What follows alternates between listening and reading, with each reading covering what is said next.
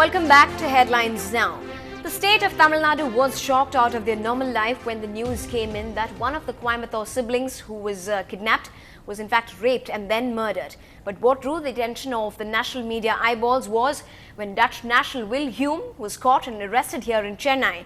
Now the latest foreign national with a string of child abuse and harassment cases slammed against him is one with a French connection. A child rapist from France convicted for raping 9 girls in 1998 has been arrested right here in Chennai.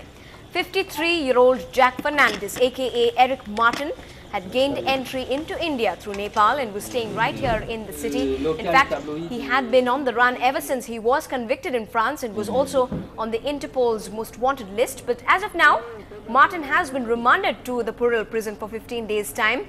The Interpol in Delhi, meanwhile, has also been informed and they are expected to take action within the next 3 to 4 days.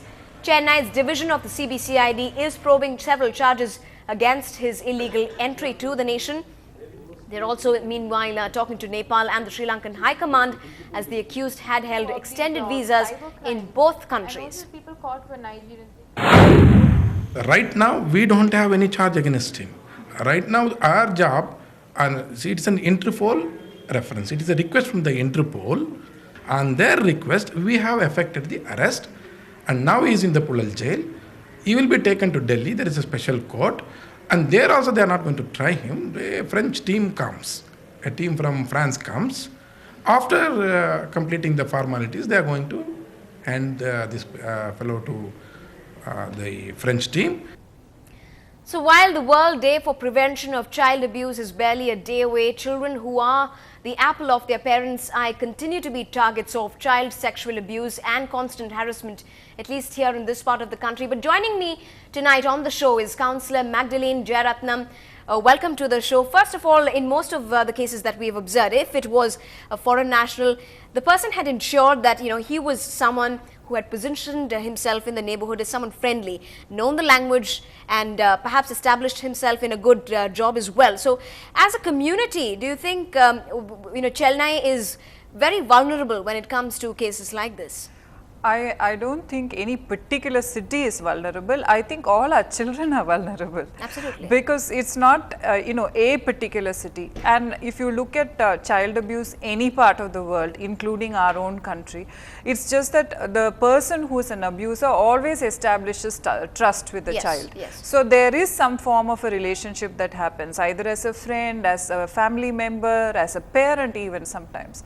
So it is that the way they operate, is to establish that sort of trust and friendliness in the first place. Do you think then more or less there is maybe a loophole in the system altogether, or are we just missing the larger issue about whether how our kids need to be trained in schools or maybe even by teachers then? I think every school needs to have some amount of sensitizing of all their children, and whether it's a boys school or a girls school, I think this is an issue that must be addressed, because the instances of child abuse, child sexual abuse is extremely high in this country, and we cannot close our eyes anymore.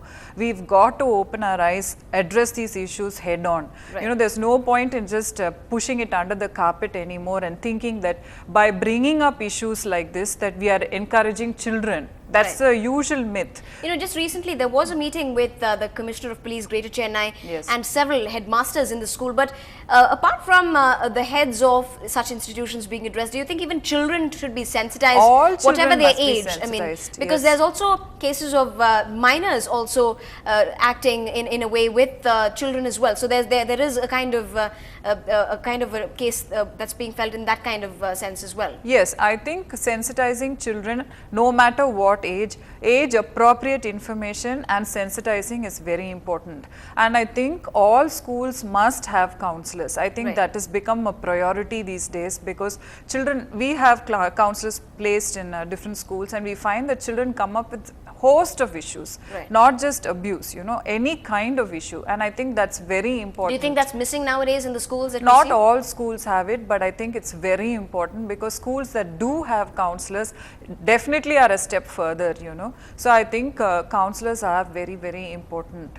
And I think also as parents, I think it's important for us to look at this issue, because most parents now, I think majority of the parents today are both working and they both finish office late. School finishes by 4 o'clock in most cases. Right.